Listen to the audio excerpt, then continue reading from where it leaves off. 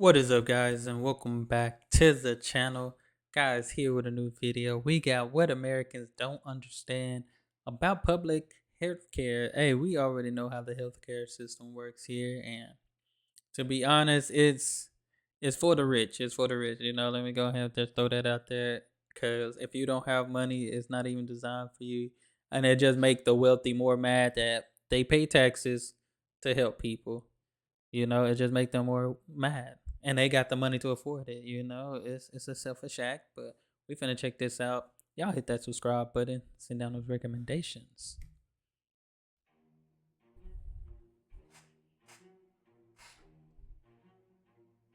Public healthcare has been a constant re-emerging topic of contention within United States politics as far back as I can remember. It is a topic of contention in the current election cycle and will in all likelihood be in future elections again. Watching this American debate as a European living with such a healthcare system, there is however something that has always been strange to me, which is that not one proponent of such seems to have an idea of what it is, how it would work, how such a system would be built, and what it would require from everyday citizens as well as society at large. Most American proponents of public healthcare seem to get their idea of what it is and how it works from a Michael Moore movie, a movie that does an absolutely awful job at presenting the systems we have in European countries. All it really does is show us English and French doctors and nurses proclaim how superior these countries' healthcare systems are, and that's pretty much it. But there's far more to it than that. Those two countries have vastly different systems and are more on the extreme ends of what public healthcare is. Especially giving England as an example of a great public healthcare system is somewhat ridiculous. Because the NHS, the National Health Service in the UK, is one of the worst healthcare services in Europe. Dang. Created during the 1950s in the post-war consensus, an age of massive centralized government organizations and public spending, the NHS was plagued from the beginning with a massive entangled bureaucracy. Detangling and reorganizing the system during the 1970s barely fixed the problems. Things were made worse under the Thatcher administration through the introduction of a management system intent on cutting back costs and increasing efficiency, and substantial damage was done to the NHS by the government of Tony Blair. He believed that a public service could be run like a private company despite having no market competition. His government introduced a system of quotas and standards meant to artificially replicate market pressures. Dang, like I don't understand why they would try to make it like a private practice. Was meant to make the artificial market competition. His government introduced a system of quotas and standards meant to artificially replicate market pressures. This was meant to make the overall service more efficient, but in the end accelerated its declining quality. Subsequent British governments have done little to resolve these issues. Not all is bad on the British Isles though. In 1999, Scotland retained control over healthcare legislation from Westminster for the NHS Scotland. They avoided the Frankenstein reforms Tony Blair forced on England, created their own institutions, smaller bureaucracy, centered around 14 local health boards run by officials specific to manage these regional healthcare needs. Overall, Scotland's public healthcare performs better, and giving England as an example to Americans of how a public healthcare system is supposed to operate and work is just a giant misconception and misleading. England is an extreme example, and it is more of an example of how not to do it. Which, they always say like England and the US, like they like brothers, they so close that they might, if the US would try to do it, they'll probably try to, resemble them. Extreme example, and it is more of an example of how not to do it.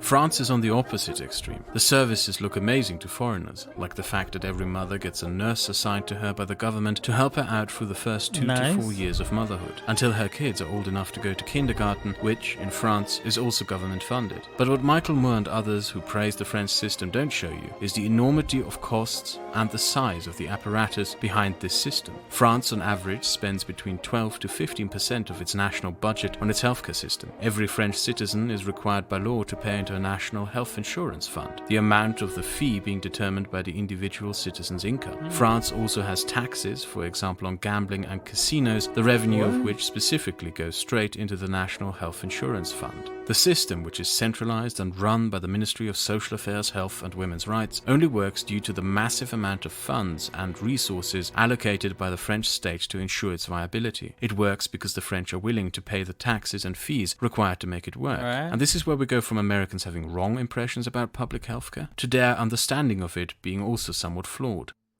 Because the debate... See, that's the thing. It's like people still paying in. It's not like everybody, the people that, you know, are benefited from it most are not paying anything. I think that's the mindset too. They think, oh, if they're using all these services, that means they're not paying. They over here using. If everybody's paying, we good. Everybody Gucci as long as everybody paying. Healthcare to their understanding of it being also somewhat flawed. Because the debate about a public healthcare system is about far more than silly pedantic meandering over whether or not it's communism. It's a debate over structure, taxes and social sacrifices made, as well as burdens upon the individual or society at large. Whenever I saw a Bernie Sanders or other US politician continuously talk about how much they want a public healthcare system, the only thing they ever talk about is how much they want it, how great it would be for everyone, but never about what it means for the country and how it would be structured, built or implemented. There are simply questions, however, that must be asked, like, is the US government even willing to allocate 12% to 15% of its annual budget into such a system? How well would it bode with ordinary US citizens to levy additional taxes from them for such a system? Because the bottom line remains that taxes paid to ensure the functioning of such systems in European countries are not just levied from super rich, no, they are paid by everyone. So in the end, this is a tax burden that will come down on ordinary working people just as well. And if you do not have this conversation as you campaign for public healthcare, you will eventually be forced to having this conversation when you try to implement it through the legislature. Beside the financing and taxation aspect of public healthcare, there's an additional aspect never talked about in the US political debate. If you are an American and you have ever been to Europe, you may have noticed that Coke tastes different here. It's less sweet. The reason is that our governments regulate the contents of sugar and take an interest in how healthy or unhealthy the produce we consume. See, we were just talking about this in another video I was watching. Said the same thing, because she said 75% of our food is like basically artificial. That's not good. I've been even wondering about the fruit and veggies. Like, those are probably not even real either. Like, I don't know. But see, the sugar, I ain't gonna lie, I'm not a Coke fan.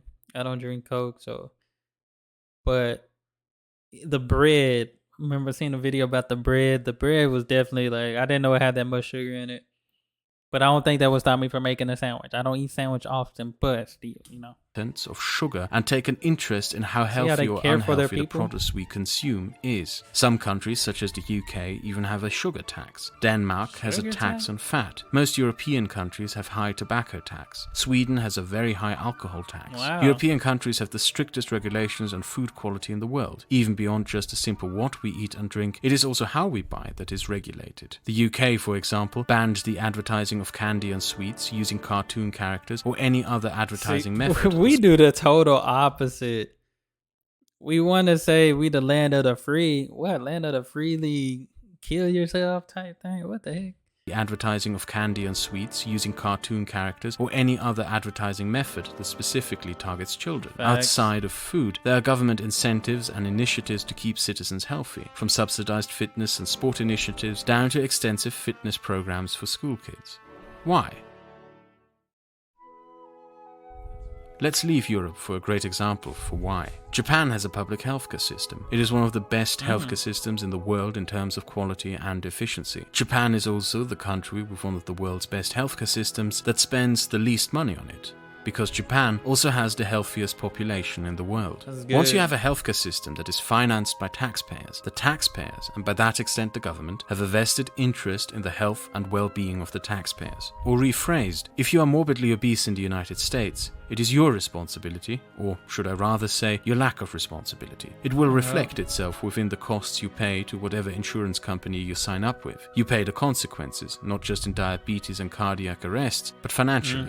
In a country with a public healthcare system, if you are morbidly obese, costs for your resulting treatments are paid by other people's taxes. It is consequently no longer just your responsibility. If you are fat in a country with a public healthcare system, you are a burden on society. And there's a question to be asked and answered of whether the people of the United States can even put up with such a standard. Personal responsibility and independence is at the core of the country's identity. Seeing your actions and your life within the wider framework of how they impact society at large is not necessarily something attractive to many Americans. Additional taxation on unhealthy produce, as well as a government-sponsored and encouraged incentive to live healthy lives, is also something that most Americans would probably not even accept. A few years ago, the former mayor of New York, Bloomberg, attempted to ban the biggest-sized soda bottles in measures intended to incentivize healthy living for New Yorkers. New York, being a place that would probably be pro-public healthcare, protested that measure substantially to the point that it was rejected. However, in a conversation... they ain't finna get they ain't finna get rid of them 2 liters and them 3 liters and stuff. They definitely can't do that.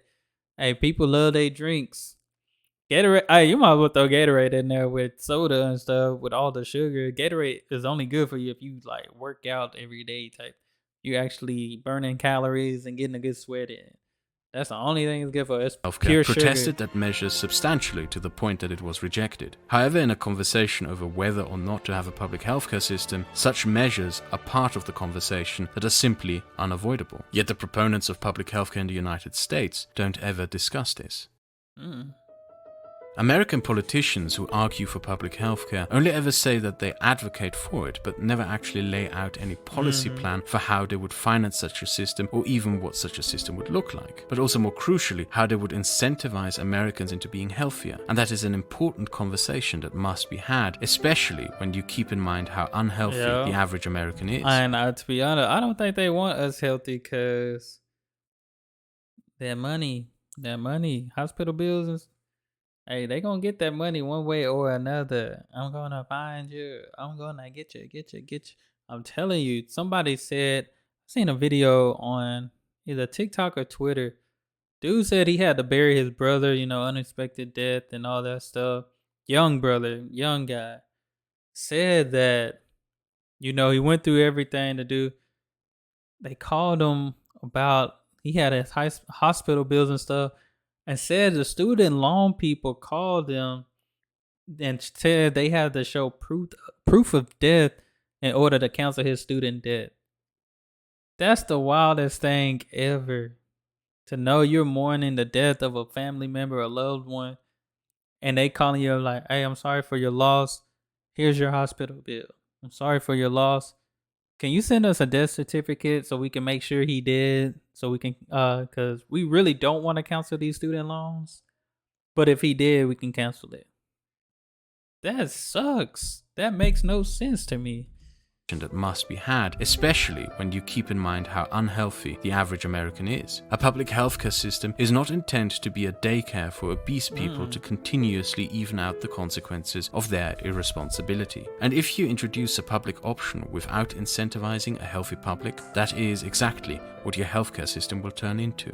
I personally don't believe a federal centralized public healthcare system like in France would work in the United States. The country is too big, the bureaucracy would be too large, the taxpayers unwilling to pay, and the political landscape unwilling to put up with such. In France, there's a consensus amongst both sides of the political aisle to ensure the healthy state of their healthcare system. That bipartisan consensus does not exist in the United States. If a Democratic president were to introduce it, it would only exist until the next Republican president comes into office. Additionally, I don't believe a centralized federal healthcare system is even desirable. The system I prefer the most is one you got a taste of in the beginning of this video. Countries such as Germany and Austria employ a system in which healthcare is federally mandated and even subsidized, but implementation of the system is largely handed over to the individual states. I don't believe that a top-to-bottom federal healthcare mandate would work in the United States, and what I would propose to Americans who wish to have such a system is to abandon the idea of a federal public healthcare program. The legalization of cannabis cannabis shows how reforms are best implemented within the United States, namely through legislation in the individual states to then convince those in other states of the viability of the reforms. I believe it would be better for the American advocates of public healthcare to campaign for public healthcare in their home states through state legislature and the governor's office. Not only are such efforts more likely to bring results, but would also achieve a public healthcare system without the consequent possibility of having the federal government step in and dismantle it if those in power of it oppose it, as the centralized British government would have done to Scotland if they hadn't retained control of their healthcare service in 1999. Such a regional system is also more efficient and more in touch with the people within the comparably smaller state it has to serve, and the advocates of a public healthcare system would also be more in touch with their own communities, and therefore it would be easier to debate and implement subsequent other measures incentivizing healthier living and finding the revenue source for the system. Okay.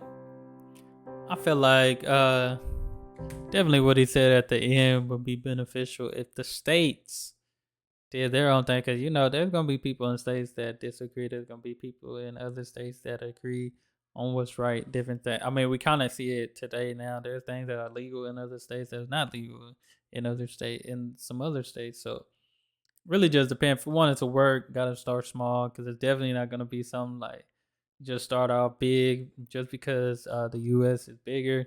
Definitely gonna take a while.